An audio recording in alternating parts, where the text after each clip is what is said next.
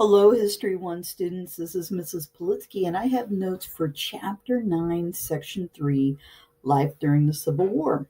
So here we go. The wartime economies. Letter A. What led to the severe food shortages in the South into winter of 1862? And part of that was because of the collapse of the South's transportation system. Railroads that had been captured by the Union troops, for the most part, were destroyed. And also, the presence of Union troops in agricultural areas also kept food from being grown, or food was, for the most part, taken by the Union troops. Letter B. What was the result of food shortages in the city of Richmond, Virginia in the spring of 1863? And part of that was mobs of women armed with knives and guns looted stores for food and clothing and shoes and etc. Very reminiscent of what happened in France, maybe during the time of the Women's March to Versailles during the French Revolution. The other day, we did talk a little bit about, some advantages that the North had over the South. And if you take a look down here in the left-hand corner, you see kind of the breakdown statistically. The North, for the most part, had 71% of the overall population. They had 81% of all the bank deposits, 88% or 86% of all the factories. For the most part, they pretty much had a monopoly on cotton. They had 72% of not only food crops, but horses. They did not have a majority on the mules and donkeys, where the South obviously is ahead of the game there. But also, they had a huge advantage, obviously, in railroad tracks. Letter C. Why did the North experience an economic boom during the Civil War? And part of that was because of the growing industry.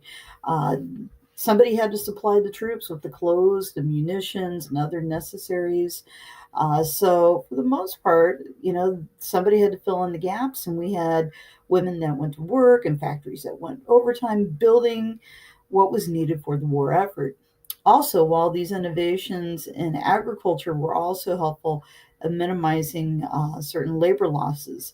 So, when we talk about basically certain um, equipment, we got to take a look here at letter D. Three innovations that helped the North's economy during the war. You had mechanized reapers, which, for the most part, is kind of looks like the soybean head on a combine. You had mechanized mowers, and then you also had the use of sewing machines. Roman numeral 2, African Americans in the military. When did African Americans begin to join the military? Well, part of that began immediately after the passage of the Emancipation Proclamation.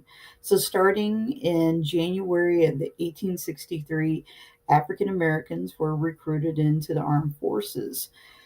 Letter B, what percent of the Union Army soldiers were African American? Roughly only 9%. And who made up the 54th Massachusetts Regiment that you see pictured here? The 54th Massachusetts was made up of primarily African Americans.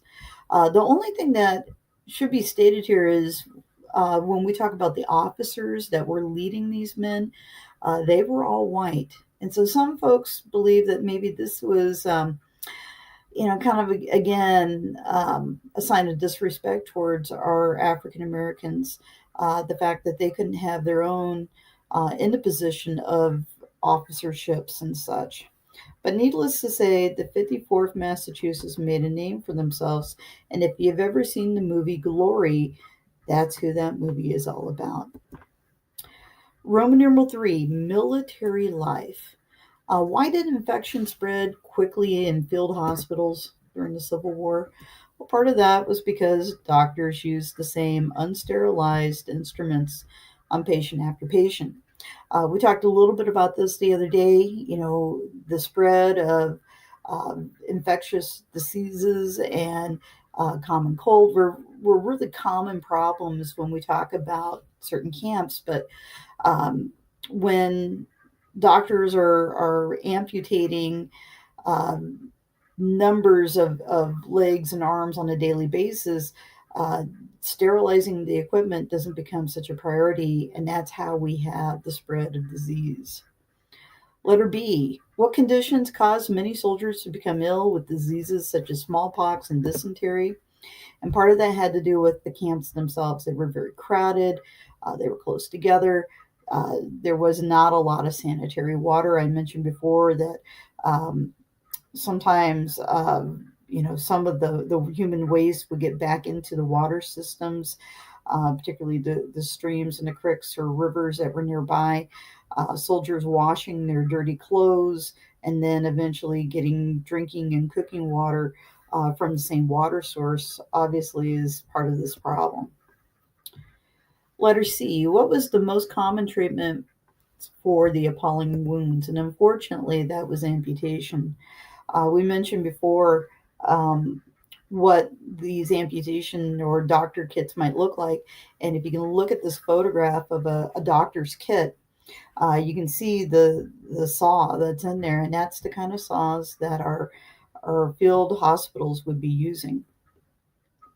Why did Elizabeth Blackwell do in 1861? And Dr. Elizabeth Blackwell, one of our first female physicians in the United States, decided it would be important to start the nation's first training program for nurses. At the beginning of the Civil War, the nurses were not female, they were actually men who volunteered. But as a need for more soldiers to be out in the field came about, the desire to have women come in and fill those places became really a priority. And hence, Dr. Blackwell came up with a training program that was incredibly strict and rigid, but it made for some of the best nurses on hand. Speaking of nurses, what role did Clara Barton play in the Civil War? Well, Clara Barton served as a nurse on the battlefield. What's interesting is Clara Barton was at the Battle of Antietam, and she was there during one of the first phases, the phase of the cornfield. And what happened was, as she was tending a soldier on the battlefield, a minie ball went right through her skirt, and there was a hole in that. So, for being a nurse and thinking that she would be behind the front and relatively safe, she was in harm's way. Letter F. What was the South's stance on prisoner exchanges after the Emancipation Proclamation? Well, the Confederacy would not exchange any captured African Americans. For the most part, they would re enslave them or execute them, which was incredibly harsh. Letter G. Why was Andersonville the most infamous prison in the South?